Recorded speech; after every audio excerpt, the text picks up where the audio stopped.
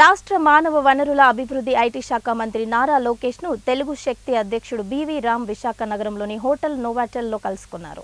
ఈ సందర్భంగా పలు సమస్యలను వివరించి పరిష్కరించాలని విజ్ఞప్తి చేశారు. ముఖ్యంగా జీవీఎంసీ ఉద్యానవన విభాగంలో ప్రజాధనం దుర్వినియోగం ఆరోపణలు, స్వాతంత్ర సమరయోధుడు అల్లూరి సీతారామరాజు జీవిత కథ ఆధారంగా నిర్మించిన మన్యం ధీరుడు చిత్రానికి పన్ను మినహాయింపు, కాంట్రాక్టు స్టాఫ్ నర్సులను విధులను రెగ్యులర్ చేయడం వంటి అంశాలను బీవీ రామ్ ప్రస్తావించారు. ప్రభుత్వ ఉద్యోగులు ఎటువంటి టెండర్లలో పాల్గొనకూడదని, అయినప్పటికీ వాళ్ళ భార్యల పేరుతో నామమాత్రంగా పనులు చేస్తూ భారీగా ప్రజాధనాన్ని దుర్వినియోగం చేస్తున్నారని నారా లోకేష్ కు వివరించారు. ఇద్దరు స్టీల్ ప్లాంట్ ఉద్యోగులు నిధులు దుర్వినియోగం కారణం అవుతున్నారన్నారు. వీరికి జీవీఎంసీ ఉద్యానవన విభాగం డిప్యూటీ డైరెక్టర్ దామోదరరావు పూర్తి సహాయ సహకారాలు అందిస్తున్నారని ఆరోపించారు.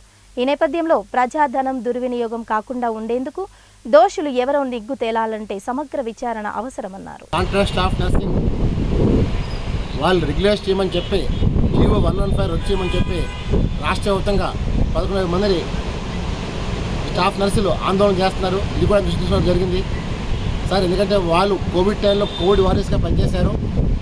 వాళ్ళ ప్రాణాలు పణంగా పెట్టుకొని రాత్రనగా పగలనగా చేశారు. వాళ్ళు పీజీలు, డిగ్రీలు, పీహెచ్డీలు చేశారు. మరి ఈవేళ జగన్మోహన్ రెడ్డి పాలనలో ఏఎన్ఎం నియమించి వాళ్ళు రెగ్యులైజ్ చేయడం చాలా దుర్మార్గం. మరి చదువుకు విలువ లేకుండా చేస్తున్నారు. వాళ్ళు ఏదో ఎగ్జామ్ రాసి ఎగ్జామ్ క్వాలిఫై అయితే వాళ్ళు ఏఎన్ఎంలే స్టాఫ్ నర్సింగ్ అయిపోతే మరి చదువుకున్న విద్యార్థులు ఏం కావాలని చెప్పి ఆడటం జరిగింది. డెఫినెట్ దీని మీద కూడా స్థానికంగా స్పందించారు, తప్పకుండా న్యాయం చేద్దామని చెప్పారు. అలాగే ఇటీవల విడుదలైన మన్యం ధీరుడు సినిమా ట్యాక్స్ ఫ్రీ సినిమా కోరాను సార్.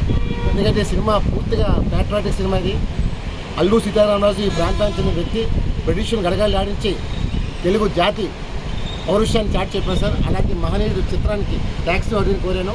డెఫినెట్గా అన్ని పరిశీలిస్తానని హామీ ఇచ్చారు.